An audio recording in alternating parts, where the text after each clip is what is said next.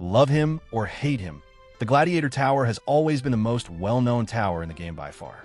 Ranging from its insane damage capabilities to its overpowered ability, the Gladiator has stood against the test of time, which would later lead to the disappointing, yet deserved, nerf that would forever change the tower.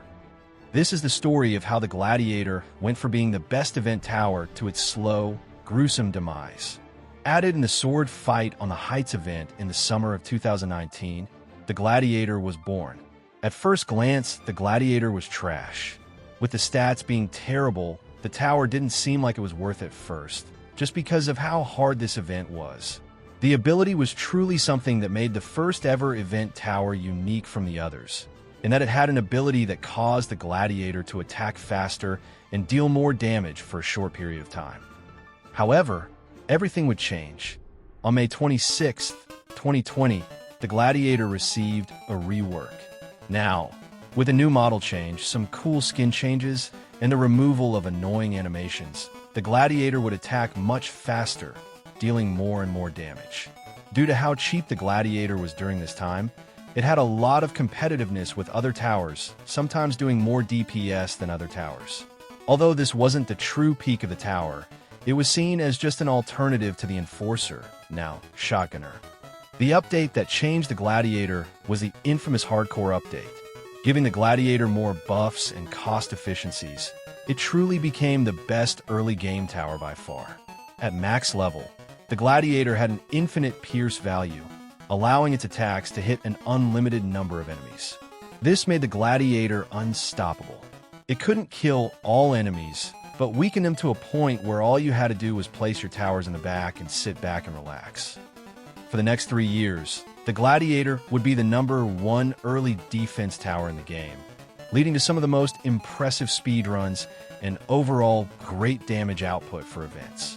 But, like every event tower, they all meet the same demise: nerfs.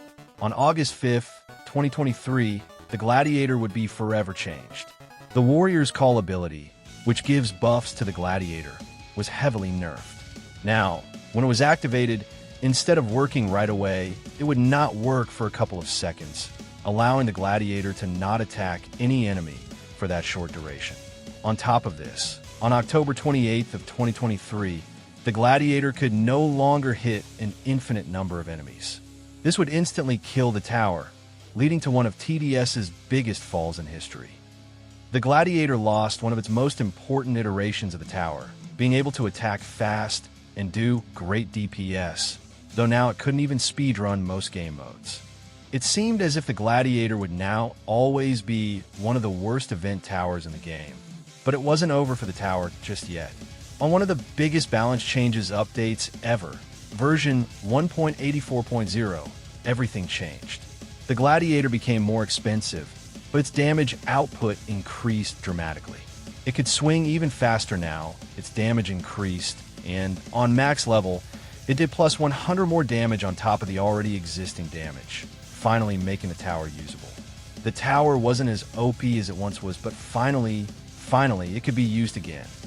The Gladiator was once one of the most overpowered towers in the game, but it received a heavy nerf that made it nearly unusable for a long time, until its eventual buff brought it back into the game. That concludes the story of the Gladiator. Thank you for watching, and don't forget to like and subscribe. See you next time.